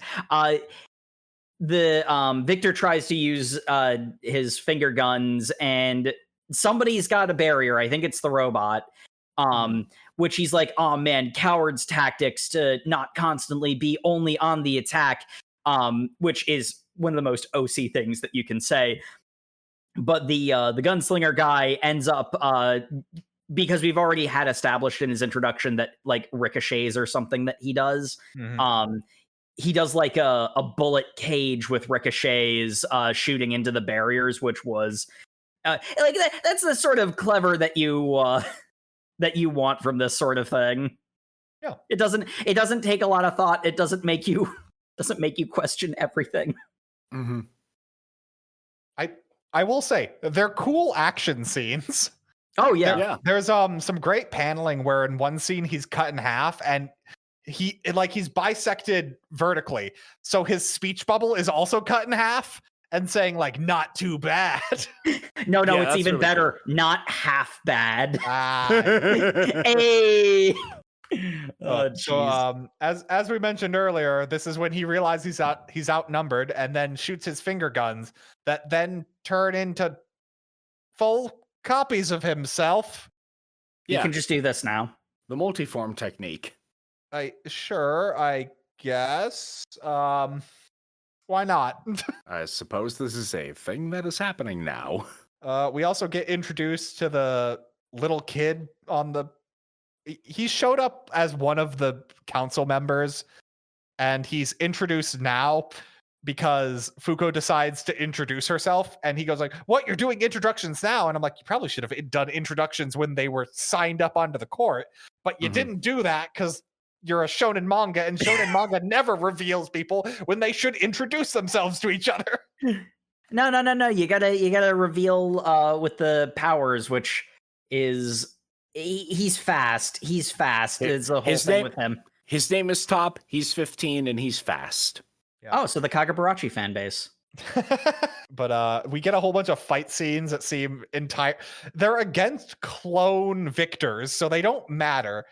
And the only main takeaway is the leader attacks one of the clone victors with a flaming sword, allowing Victor to go, "A flaming sword? That means you must have caught the Uma for burn." And it's revealed, oh, okay, so I guess that makes sense. Victor has all of Andy's memories. Not bad, Yuiz. Or however you pronounce Louise? that name. Yeah, that's the only time I think their name is mentioned. Fuuko latches her boobs onto his face again. Oh, that's such a good scene. Like, she jumps from behind him, stretches her tube top over his face, presses her boobs to his chest.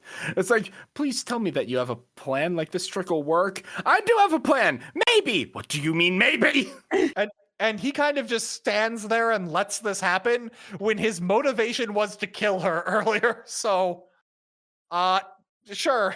Well, the thing here is he doesn't see her as a threat. So it's like, whatever, I don't care. She's not a threat. I don't need to be concerned with her. If only because her, like, sports bra is effectively blinding him. Maybe he should probably care more, but, whatever. Maybe. He's so cool, he doesn't need sight to see. That's how powerful he is. I love how she's doing this as, like, a dramatic action scene, and then they have long conversations, so she's essentially just there, like, breasts out, grabbing onto him like she's a koala. And it's just kind of awkwardly sitting there going like, this was more effective if my plan was going to happen soon. Now I kind of just look silly. Look, I need to talk to Andy. Well, he's never coming back. Too bad, I need to talk with him. And you remember that gun that 6-year-old had? She stole it. She shoots him in the head and shoves the car. Yeah, where did she get that? She took it from the child. Yeah. Oh.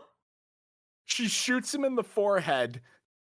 Which, well, we do need to point out, this isn't her plan. No, it's not. This is when she's like realizing she's kind of just like tied herself to him and doesn't have an escape plan. It's just like, oh, well, I better think of something. Oh, right, that gun I've been carrying this entire time. So she shoots him in the head, shoves her thumb into the bullet hole, and that is enough brain damage for Andy to come back temporarily, give her a big ol' smooch. And that is unluck enough to cause a whole ass meteor shower that destroys the entire place. And I need to take a moment here to describe my experience reading this. So naturally, this is the part where I'm like, oh yeah, they're gonna screw, and it's going to cause the super meteor that's going to destroy the planet. That's how we're ending the manga. And then I thought to myself, man, this is such a wild, wacky whirlwind romance thing with all this shonen elements thrown in. Didn't she say that her dream before she died was to experience a whirlwind romance? Man, wouldn't it be cringe if it was one of those wouldn't it be cringe if it was one of those creepypasta fridge horrors where she's been dead the whole time and experiencing a post traumatic injury pre-death dream? That would sure suck, wouldn't it? And then the opening of chapter 19 is her leaping into the fucking impact crater, shoving the card into Victor's forehead, screaming, "Please, Andy, come back!" And then the water rushes in, and she wakes up in a hospital bed. And I went, "God damn it, manga! I was giving you the benefit of the doubt." It's not that, but holy, for those 3 panels, the worst case scenario came true for me. Well, we need to talk about the fact that she wakes up in a hospital bed, because you would think she got knocked unconscious from the water that came crashing in, and that caused her to be like, she must have suffered like some serious brain damage, so they were like in a coma or something. Nope. The explanation given is she's such a shut-in, all that running around was too much for her, so she slept for 3 weeks. Yeah, that's how that works. It was enough time for Andy to read all of her favorite shoujo manga. It's like, man, this shoujo stuff ain't half bad, actually. Aw, they're connecting. Hey kid, glad you're awake. And, like, she calls him a baka a bunch. Yeah, and like, it's a how like, hey, you brought me back from the brink, and like, that really meant a lot to me. Even with my alternate personality and control, I was still in there, and I could hear your voice calling for me, and that gave me hope and made me happy. So thank you, Fuuko. Holy shit, you used my name. The ultimate shoujo moment. He called me by my first name. That means we're dating.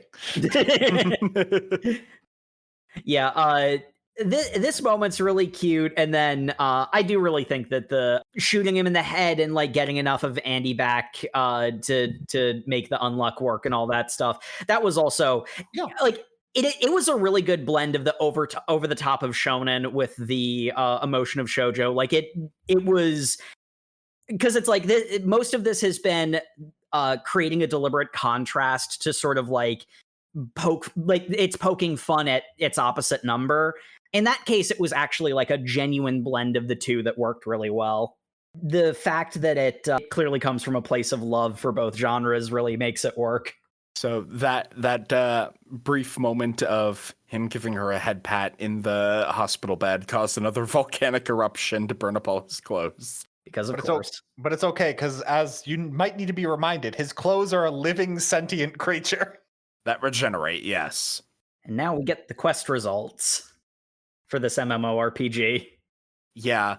Uma Burns successfully captured, so we now have an 11th seat on the round table. Uma Eat was successfully captured, so we now have the location of Unburn. Uma language was neutralized, so now every language on the planet is harmonized, and effectively everyone who is not a negator believes that that English is the one and only language that ever existed. I mean, Sam, they're right there. It's the language the Bible was printed in. Mm-hmm. We have a very interesting moment here where Shen uses his like Vox speed to call his attendant, his assistant May. The fact that they do this scene is crazy to me, because they do this every 3 months. So yeah, this is clearly just for the audience. Like, he speaks in Chinese at her, and because she's not a negator, she has no idea what he's saying. And every other instance of him being on panel for this chapter is him looking disgruntled. My God, they took away my language. That's half my character. He is not at all happy about this. Also, I didn't mention in the scenes earlier with her, but May continues to be adorable. She's pumping weights so she can become a kung fu master. They did not complete all the quests, so Uma Galaxy is born. Which is a horrifying creature made out of all the stars and planets in the universe. Mm-hmm. Which seems a bit out of scope for Galaxy, but you know what? You do you, bud. It's more dramatic that way. And then we somehow get the most bonkers chapter. I don't know how this is the one that's just completely flies into space and explodes and creates the entire universe. The whole ass Milky Way just kind of shows up, and it's like, oh yeah, all of the memories of non-negators have been retroactively changed to believe that this was always a thing, and this includes centuries of scientific research. Yeah, so, that's So all of the non-negators on retainer in the organization can go, ha, foolish members of the round table, don't you know? There are millions of stars and planets, much like Earth and the sun out there in the galaxy. Why, there could even be other sentient races as the aliens show up. Oh, hi, invading aliens.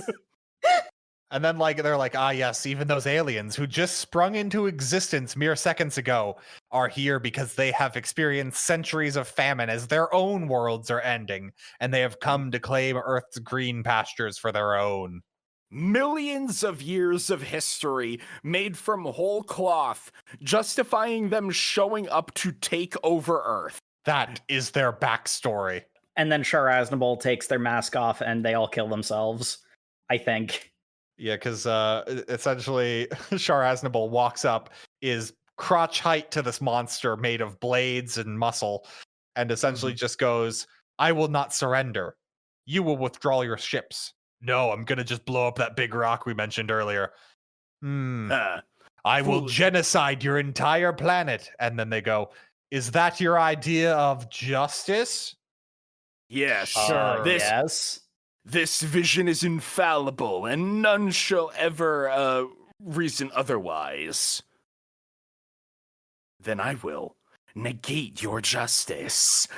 Uno reverse card, and then all of the ships blow each other up for some reason. And we have this alien war chief having an exit. There is more lore dump. And in the background, this alien war chief is sobbing, slamming his fists on the ground like, no, what are you? What is this planet? Ah!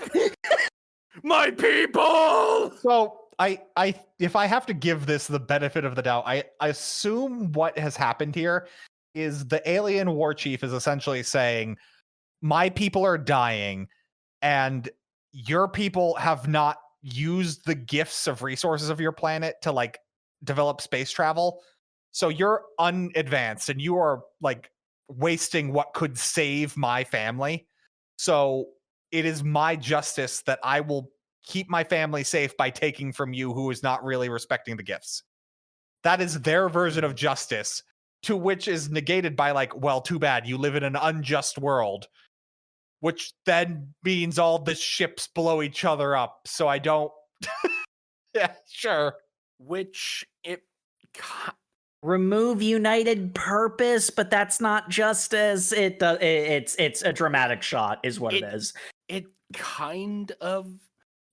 It at least syncs up with the moment where Andy and Fuuko first showed up at the round table, where number one used their injustice and Andy was about to cut Fukuo's throat with the katana.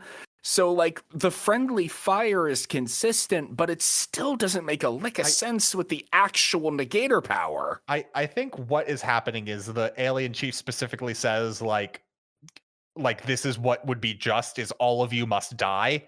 So the unjust version of that would obviously be all of them must die instead, which is not how that works, but but we're gonna go with it because it makes for a dramatic shot. But it's not the actual justice, it is the justice that this alien thinks is true. You negate their version of justice. That's why it negated Andy cutting that guy in half, because he felt like he was in the right to kill these people because they had just been trying to kill him. So it was it was justice would be avenging their attempts on my life, and he didn't get that. But then they also have the line of oh, the alien chief is not dead. Clearly your view of justice was not complete enough. I guess you truly didn't hold that in your heart. And meanwhile, he is pounding the earth, sobbing no, all my people. You're going to leave this planet and you're going to tell the galaxy at large one thing. Don't fuck with Earth. You alien bastards. Humanity. Yeah. I'm Duke Nukem and also Ch.1-20. We also find out that there's a whole like ancient stone tablet with 101 holes in it, and they have opened 99 of the advent calendar doors and eaten the chocolate from within. They only have one more advent calendar before the final door can be opened, and behind that door, Ragnarok, the end of everything. I don't know what Ragnarok means, but I can only assume it means the end, because it's the end of the big tablet that we found alongside Apocalypse, which, wait a minute, if this happens every 3 months and there's 101, that's 303 months, which means that this has been happening for about 25 years. Wait, what the not enough time. But Andy's been alive for like 2 centuries because he's what the hell is happening? Well, they haven't. Either their success rate is super high or the math doesn't make sense.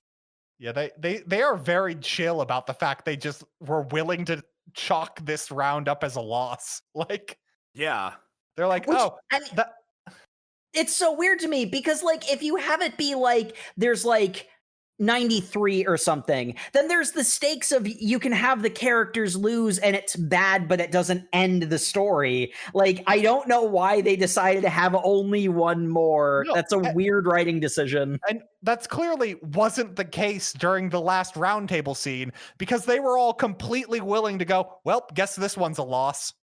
We'll take the punishment. That's not that bad. But clearly, the punishment will always be that bad, regardless of anything, because there's a limited number of them. So they only have one chance, and it doesn't matter because we're introducing a side villain that isn't even the evil Book of Angels. It's Unrepair. Theoretically, the only person who can cause Andy to stop regenerating, therefore causing him to finally perma-die. Maybe. Probably not, because he's been introduced at the end of the first arc, and they're probably not going to end it with the second arc, so... Presumably. Anyway, thus brings us to the end of our reading. So favorite character, and this was shown in the cell, so favorite fight. I love Shen. Shen's my boy. He is best boy. And I really liked him beating up Spoil. So yeah, Shen and Shen vs. Spoil. Those are my 2 choices. How about you, Matt? I think I'm going to go with Fuuko, actually. I was going to say Andy, but I think what I like is Fuuko's reactions to Andy. And I really dig her character. I think it's fun to have like a shoujo protagonist stuck in a shonen manga. And if I had to pick a fight, as much as I hate it, it's going to be the fight against Victor. Not because I like Victor. I like Fuuko's entire plan there, and the fact that she just pulls out a gun as a secondary measure, not even her plan. She just forgot she had a gun. Yeah, that's pretty great. Yeah, that was fun. And you, Jacob? Both of those are really good picks. I'm gonna pick a bit of an off-kilter pick that I mentioned in passing earlier. I really like May. May is adorable, and I really hope that she ends up developing into more of a character. Like right now, she basically just exists as like, you know, a side/background character. But I feel like there's some fun stuff that you can do with her, like getting a deeper connection with Sun Wukong. Her suddenly getting a negator power would also be potentially quite interesting. I guess it would have to be Ungalaxy based off of the logic that why did I say that? There's no logic. She can be whatever the hell she wants. She's Galaxy. I don't even know how that would work. Because they do seem to imply that there's a negator for every Uma, but the Umas are nouns except when they're not. Like, it's almost as if the shit was made up chapter by chapter. I don't know. Wait, this also implies there's an unsex negator. The most redditor. The Giga Virgin. There's a person whose power is cock blocking. Okay, I take it back. We haven't met them yet, but that's my favorite character. That's awesome. Just someone who professionally kills moods. Oh no, he's an erectile dysfunction power. He's just No. Clearly the greatest enemy to our two protagonists. Everything phallic that he sees immediately deflates. No, 100%. Given how this manga would be, Andy would just be like, it would be Fuuko just going like, "My God, Andy, don't get too excited. You might get an erection." And Andy would just be like, "What the fuck's an erection?" Oh no, we haven't invented the erection, Uma. Damn you, unsex! The censor bar for Andy gets smaller.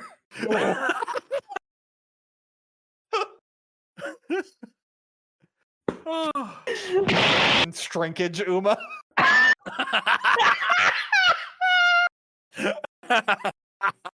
It gets smaller when it's cold. Oh, God. My God, we invented an Uma just to introduce that evil to the world. Which means there's, of course, an unshrinkage negator that just makes schlongs giant. This is so stupid. Does this count as our discussion of what we think of the power system? We're clearly mocking it. Unlogic. It's not supposed to be taken seriously.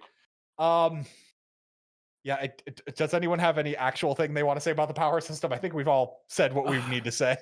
I mean, the only real prediction I can't help but note is I feel like there's a level of, and it, like, again, this is I'm applying like standard writing logic to this, which is obviously incorrect. I'm just saying like it's messing with my brain, but it feels like there is a level of short-sightedness in that it's like things like introducing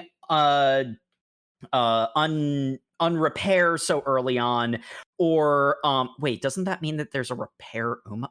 Whatever, we're not going to get into that. And then the stone tablet being so close to completion, like, why not have a couple of extra lives that you can afford to lose to build tension? Like, if this followed conventional writing logic, I would be like, okay, I guess this is only going to have like another arc, maybe 2 at the most, but probably only 1 more. But like, I can see the chapter count. That's not true. We're only 1/10 of the way through. So, like, obviously they're going to do something completely off the rails. I could see there being a thing where it's like the tablet grows extra slots or something stupid like that. Anything can happen at this point because this manga doesn't care. The 101st slot is the turn the tablet over marking.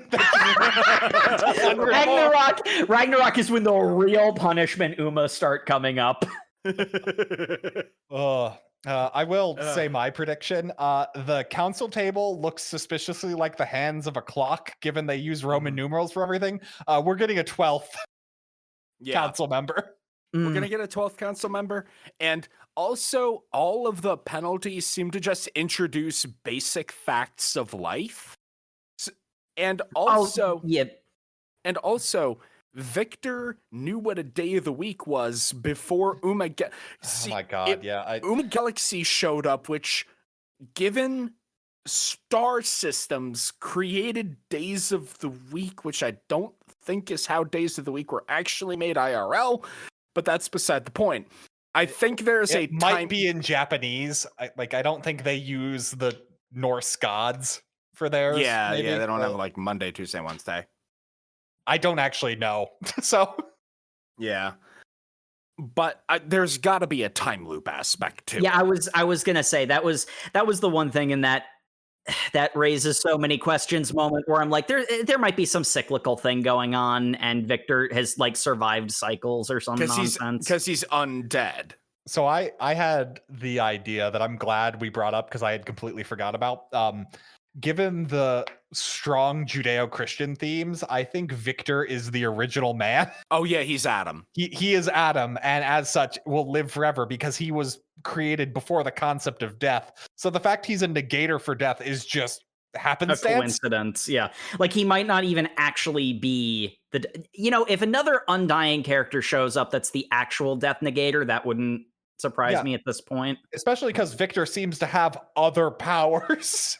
He talks about his regeneration as if it's just a thing he can do, not that is my negator ability, you know? Yeah. Also, because he's the main character, we need to give him bullshit to shove out of his ass at some point. Totally. It's on panel enough, so. Yep. Also, I really hope they do more with Clothy or Mr. Clothes, or I can't even remember the character's name because he did nothing in what we read. Yeah. They definitely need more with Clothy. So, that does beg the question. Would you continue reading? I liked this. It's definitely not my favorite thing that we've read recently, but it was fun in a turn your brain off enjoyment kind of way. And it is a well-documented fact on this show that I love turn your brain off entertainment. So, yeah, I'd continue reading. How about you, Jake? I think this is actually going to go on the long list of I would love to do more for the podcast. I mean, like, reading it on its own was fun, but in all honesty, talking about it was more fun. And, like, that's not even, like, a knock on it, because I was enjoying it in the moment. I was laughing with it in the moment. But there are other things that I'd rather be reading instead. So, it's like, earlier in the podcast, I'd say, hey, it's on the list, but the list is so freaking long at this point. There's a bunch of stuff that I really only read for the podcast just because of the pace at which we read, so. Too true. And you, Matt? Well, I already dropped this series once. That was before I got to Victor, who I didn't like. But then the manga itself seemed to not like Victor with how they took him out. Like, because in the universe, it was like really cool and actiony, but like from a meta level, it's very like just like, oh nope, we figured it out. Like one shot him. So it's just weird. I do kind of dig the seat of the pants writing style it's devolved into. It's interesting. I think I might check out the anime though, because the one thing I noticed was the action scenes for me felt a little hard to follow, and I'm wondering if seeing it like in motion might be cooler, because that is the one thing I will say is this has really cool action scenes. Yeah. So seeing how the regeneration works might make that power make more sense. Hopefully. Yeah. And also I'll be able to see multiple copies of Victor on the screen at once, because I legitimately forgot he made those clones. Yeah, so when someone just doing the moving so fast you see double thing. What I'm just like, are all 8 of these people fighting him at once? And then one person's like, I finally killed his clone, and I'm like, when did that happen? And I'm like, oh wait, no, it's on this page. I don't know. But yeah, I would probably not continue reading the manga, but I will check out the anime at some point. Awesome. And thank you, everybody, once again for tuning into the Over Manga Cast. As always, you can find us on all of your social medias, where we are at Over Manga Cast. You can also find us on YouTube, where you can like, comment, and subscribe. Our episodes go up there on a 2-week delay. So if you want to catch our up-to-date stuff, you can go to overmangacast.com. And that also has a place where you can comment on individual episodes, give us recommendations, explain the bonkers power system of Undead Unluck to us, please. I'm very confused. And as always, if you have any hate mail because we didn't like a show you liked for some reason, I don't know how that was your takeaway of what we said, you can reach out to us over mangacast@gmail.com, where we love hearing from you. We love reviews in any and all form wherever we can reach them out. And as we said earlier, Undead Unluck was a fan recommendation. Go ahead, recommend us other things we can read. Speaking of which, Sam, I believe we've got another fan recommendation for next week, and by quite a few people, actually. What are we reading next week? That we do. We're finally getting back into Oshinoko. We're going to be reading chapters 41 through 66. So if you're keeping up with the show, read that, and we'll see you all next Thursday. Good night, everybody. Good night, everybody. Oh man, that was a pretty good episode. It's a shame. I really think Jay would have liked this one. Who? Wait. You know Jay? Wait, did we have a fourth member of the pod? Actually, yeah. What the fuck's a Jay?